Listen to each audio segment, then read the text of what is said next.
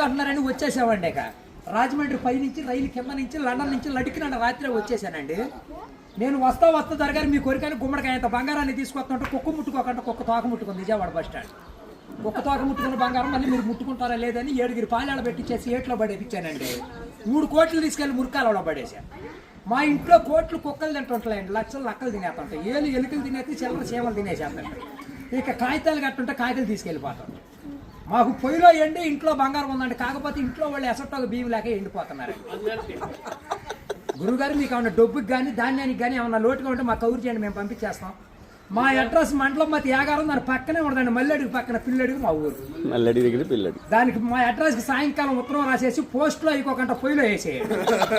మీరు పరిగెత్తుకుంటూ వచ్చేసి పంటకాల ఒక 10ంటికి నుంచోండి, నేను 3ంటికి మురికాలలోకి అందించేస్తా డబ్బు. పగిలిపోయిన వాడి మీద వచ్చేస్తుంది 10 కోట్లు మరి డబ్బు. అక్కడ బుట్టతో తీసి తట్ట మీద ఆరబెట్టుకోండి.